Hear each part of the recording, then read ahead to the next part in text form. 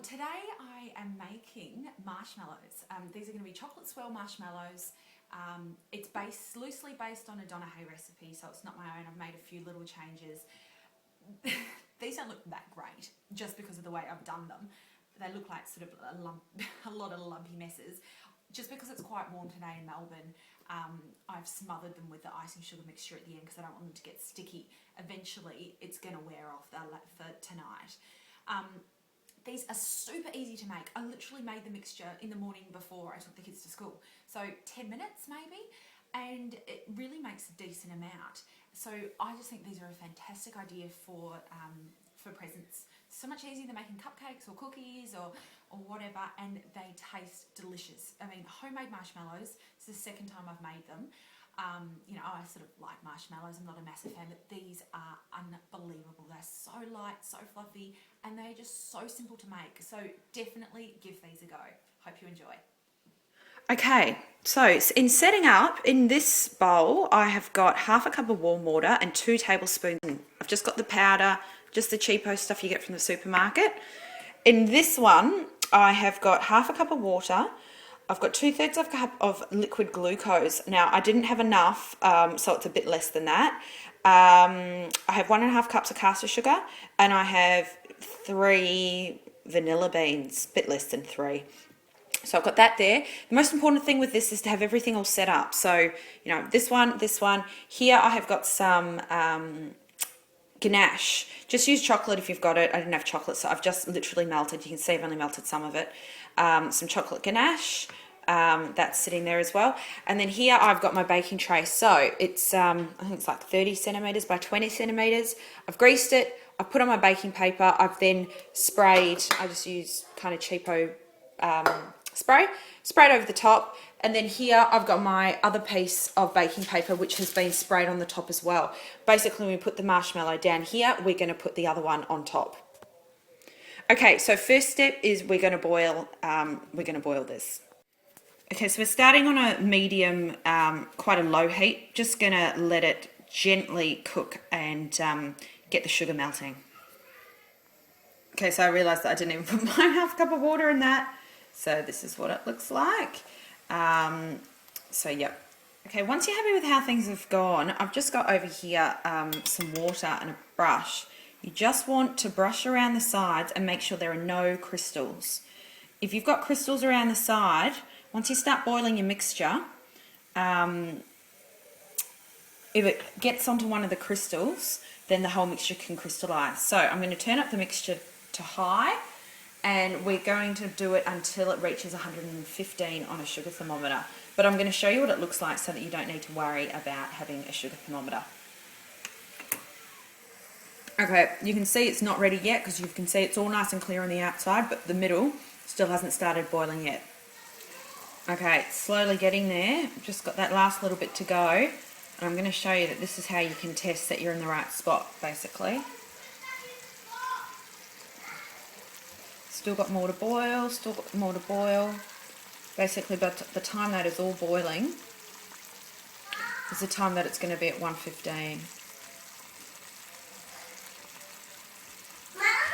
Yes, Molly? You left this in the closure. Oh, thank you. Okay, all boiled. That's almost at 115. So you're going to put our mixer on.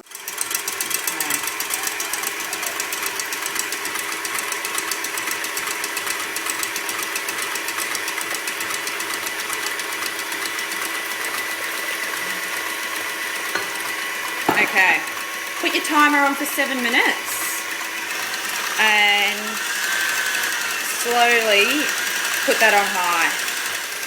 Okay, so we're about 2 minutes into it, and you look at it and think, how is that going to turn fluffy and white? But trust me, it will happen. Just make sure you set your timer, and within 7 minutes, you will have it. Okay, 3 minutes down, and you can see that it's started to turn white. Still not fluffy, but at least the colour has changed. Okay, so that's the end of the time. You've got to work super quickly. See how nice that is? Okay, super quickly. Pour it out into your pan, smooth it over with a spatula. I can't obviously show you how it looks now, but you know what to do. Okay, so I've smoothed that over with my spatula. Next step is to get your chocolate, or in my case, ganache, and you're just going to sort of put it over, and that'll be enough. Chocolate would be better if that's what you've got. And then grab a skewer and just kind of swirl it around. Might get a bit more.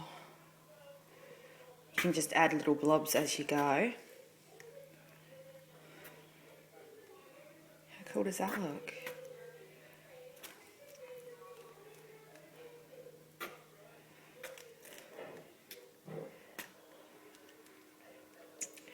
Okay, I'll put a bit more.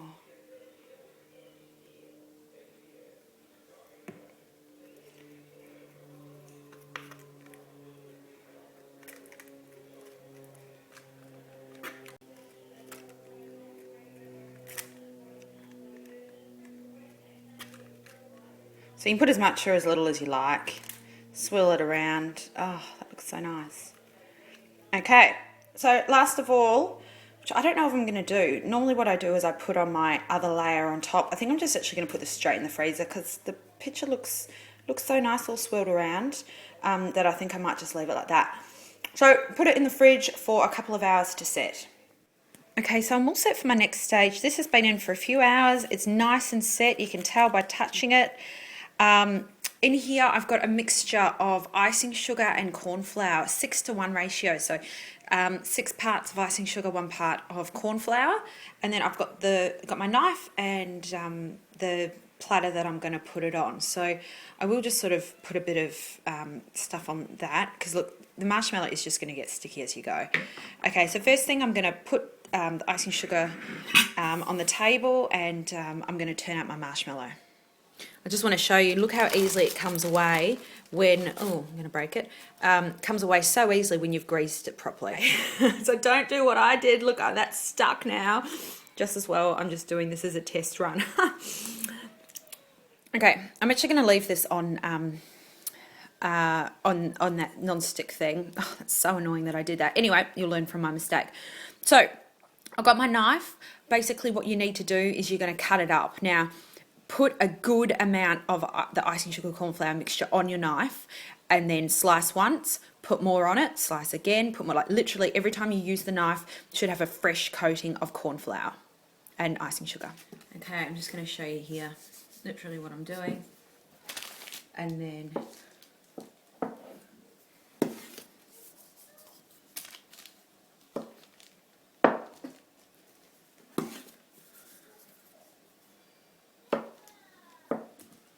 you can probably take your time more, make them, you know, more uniform squares, or you can get a cutter.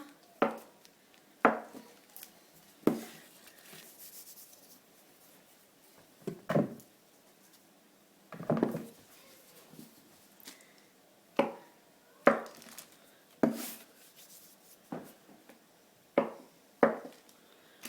so annoyed that I stuffed that up. Anyway.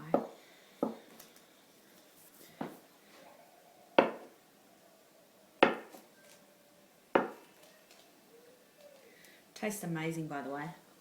Yum. Okay, so the next thing is just to basically put it all nicely on your platter. First, what you can do,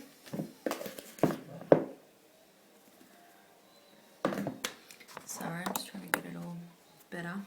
Okay, so what you can do is make sure your hands are, don't be sparing with this, and then you're just going to kind of roll the sticky bits. Roll it and then put it on your thing. Try and, you don't need to necessarily do the top part because obviously you want the swirls to be there, but the bottom and the sides. See that there? Don't need the knife anymore.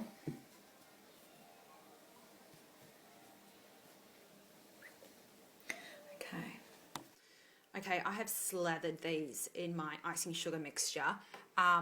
So you can't see how nice the swirls look just because it's really hot today in Melbourne and they are going to be sticky, and I just wanted to have a a pile full of them. But look, you know what they look like.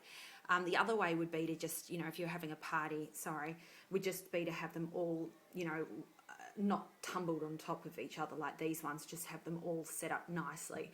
I just don't have the time today to do it, but you get the general idea. These are seriously really delicious, so give them a try. They're so easy as well.